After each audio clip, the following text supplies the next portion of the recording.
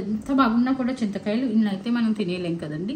So దీంతో ఏదైనా కొత్తగా రెసిపీ ట్రై చేద్దాం అనుకున్నాం అనమాట.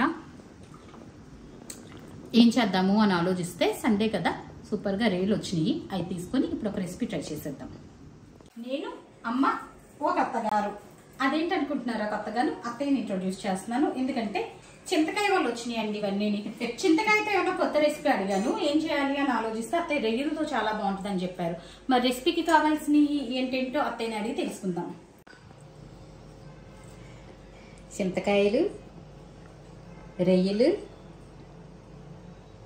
ఉల్లిపాయ పేస్ట్, నూనె, అల్లం వెల్లుల్లి పేస్ట్, బెల్లం, ఉప్పు, కారం, పసుపు, పచ్చిమిరపకాయలు, కొత్తిమీర. ఇప్పుడు దీని తయారీ విధానం చూసేద్దాం. మనం చింతకాయల్ని శుభ్రంగా కడుక్కొని ఉడకబెట్టుకోవాలి, అంతేగా అత్తయ్య? ముందుగా మనము ఒక చిన్న బౌల్ నూనె పోసేయాలి, ఎందుకంటే పులుసు కూరలకు ఎప్పుడు కూడా మనకి ఆయిల్ని బట్టే టేస్ట్ ఉంటుందన్నమాట. కొంచెం నూనె కాగాక మనము ఆల్రెడీ పేస్ట్ చేసుకొని పెట్టుకున్న ఉల్లిపాయలు ఇందులో వేసేస్తాము. దాంతో పాటు చక్కగా కోసి ఉంచుకున్న పచ్చిమిరపకాయలు కూడా వేసేస్తాము. దీన్ని మంచిగా ఇట్లా ఫ్రై చేసేస్తాం అన్నమాట.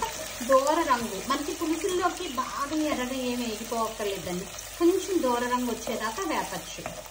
సో ఇది చక్కగా మంచి గుంగుమలాడితే ఏగిపోయింది, వాసన వస్తుంది. ఏగిన వాసన మనము ఒక స్పూను అల్లం వెల్లుల్లి పేస్ట్ ఇందులో వేసేస్తాము. వేసి మంచిగా కలిపేసుకుంటాం. చక్కగా మిక్స్ చేసేసుకుంటున్నాం కదా దీన్ని. ఈలోపు మనకి చింతకాయ ఉడికిన వాసన వస్తుంది. చింతకాయ ఎంతవరకు ఉడికిందో చూసేద్దాం. చక్కగా బాయిల్ అయ్యి ఉడికిపోతుందండి. ఇంకా దీన్ని స్టవ్ కట్టేసి మనము చింతపండు రసం ఎలా తీసుకుంటామో అలాగా ఈ చింతకాయని కూడా రసం తీసేసుకుంటాం. చింతకాయ ఉడికిపోయింది కదండి, ఇట్లా వడకబెట్టేసుకుందాం దీన్ని. ఇంత వేడివేడిగా తీసుకోలేం కదా, కొంచెం చల్లారాక మనం దాన్ని స్మాష్ చేసేసుకోవాలన్నమాట. చక్కగాను ఈ స్పూన్ తో స్మాష్ చేసేద్దాము.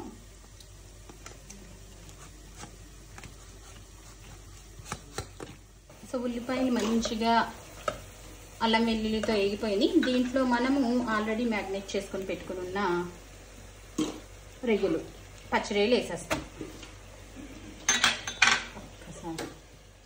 చూసారు కదండి, రొయ్యలు చక్కగా ఇందులో వేసేసుకున్నాం కదా మనం. ఇది ఆగటానికి మనకి ఒక 15 నిమిషాలు అయితే ఈజీగా పడుతుంది, రొయ్య మనకి ఆ పచ్చివాసన రాకుండా ఉండటానికి. సో మూత పెట్టేసి దీన్ని వేగించేద్దాం. రొయ్యలు సగం వేగిన తర్వాత అండి మనం ఇందులో మనకి మన టేస్ట్ని బట్టి ఉప్పు, కారం, పసుపు వేసుకుంటాం అనమాట. చిన్న ఫ్లేమ్ మీద మనకి ఉడికితే గనక టేస్ట్ ఇంకా బాగుంటుంది. 3 వేసేసుకొని మనం దాన్ని మిక్స్ చేసేసుకోవాలి. సో ఉప్పు, కారం, పసుపు వేసాక దాన్ని మనం చక్కగా ఇట్లాగా మిక్స్ చేసేసుకోవాలి. మిక్స్ చేసేసిన తర్వాత ఇది చిన్న ఫ్లేమ్ మీద ఇట్లా ఏగుతుంటది. ఈ లోపు మన చింతకాయ రసం ఎంత దాకా అయిందో చూసొద్దాం.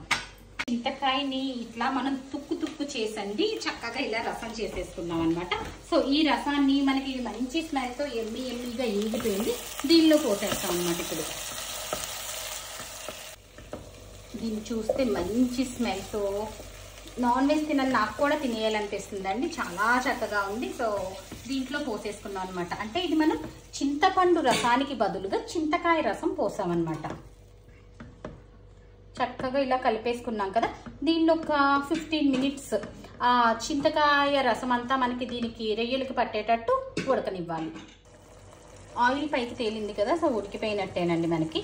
దీంట్లో ఇప్పుడు మనం బెల్లము అండ్ కొత్తిమీర వేసుకొని మిక్స్ చేసేసుకుందాం. ఇది మనం ఓన్లీ పచ్చి రొయ్యలతో చేసాం కదా ట్రయల్ అని చెప్పి అత్తమ్మ చెప్పారు. దీంట్లో ఇంకా ఎగ్ తినే వాళ్ళు ఎగ్ వేసుకోవచ్చు అంట. దాంతోపాటు ములక్కాడలు, బెండకాయలు ఇవన్నీ కూడా మన టేస్ట్ ప్రకారము వేసుకొని చేసుకోవచ్చు.